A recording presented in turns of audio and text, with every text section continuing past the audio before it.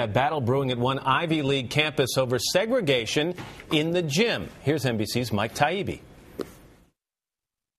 The headlines triggered a quick and fierce controversy.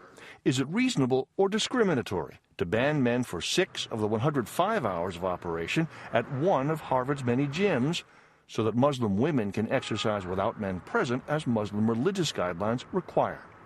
Some students say no problem. This is open to any woman at all who's Muslim, Christian, Jewish, atheist, who wants women-only hours in the gym. Some students, and not just male students, object.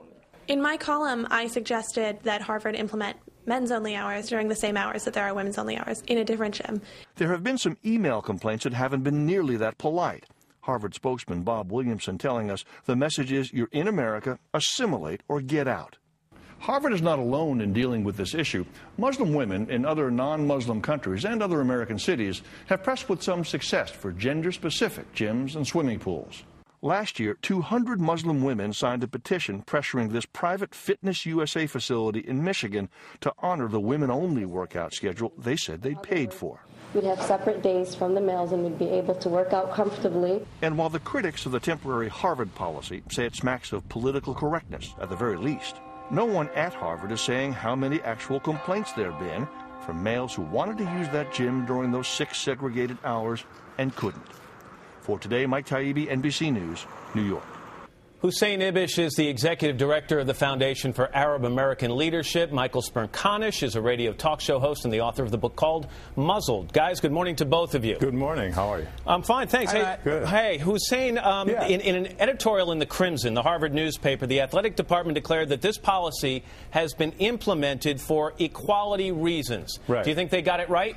Oh, I do. I mean, this is about expanding the range of choices. So there are some women all over the country, Muslim women, Christian women for all kinds of reasons, don't want to exercise in front of men. It's a minority of women, but there are, this modesty business sometimes comes from religion, sometimes from culture. There is no, by the way, prescription in Muslim religion against women exercising in front of men. Right. It's a standard of modesty that some women feel comes from their culture, some from their religion, some from their experience. They just don't want to be ogled by men while they're working out. There's curves. There's dozens of women-only gyms here in the district where I live.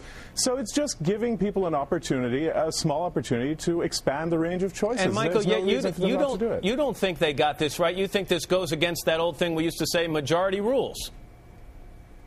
Well, I think it's political correctness run amok again at Harvard. In that book of mine that you referenced, I told the story about how some entrepreneurs who were undergrads at Harvard wanted to open a room cleaning business, and Harvard said, boy, that's a wonderful idea, but you can't call it a maid service because that's a discriminatory and sexist term. And look what they've done now. 6 individuals out of 6,000 complained. Those 6 had access, and Harvard's response is to institute a discriminatory practice where now half are closed out of the gym. I think it's ridiculous. You can't convince me that this is going to be an onerous discrimination against the males, the oppressed males of Harvard. This is just a very small concession, a few hours in one gym out of many, to allow some women who want to exercise in private. I mean, this argument, to give them a choice, this argument that Michael's making, you'd close down women-only dorms, probably have to close down women-only toilets. We understand in this society that there is a certain space for modesty and privacy for women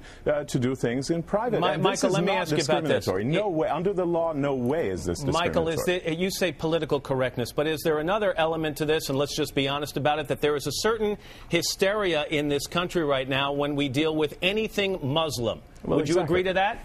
Absolutely.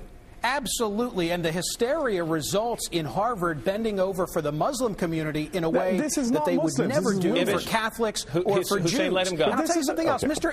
Ibish talks about, the element of ogling or looking at these women. Sure. What does that veil say about the rest of us? It says that our eyes cannot be trusted because we'll leer at those women. We're not leering at those women. Let them work out like everybody else. Fine. Then go to then maybe American women should take off their tops at beaches like European women. There are different standards of modesty that are cultural more than they are religious. Most Muslim women in the United States don't cover their hair. It's a matter of choice.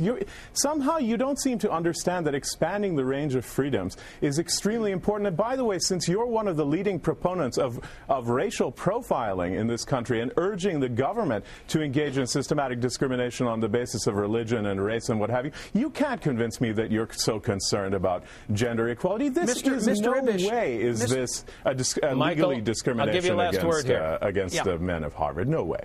Why don't they now close a corresponding gym and allow it to be only male access for those same hours? If it men would never happen, and you sir know that it wouldn't happen. If men wanted Where does this end? If men wanted it, they would. It ends right here. It does end right here because we're out of time, guys. I appreciate it. Don't be silly. Hussein Ibish, thanks very much. Michael Smerconish, guys, to both of you, thanks for your opinions on this.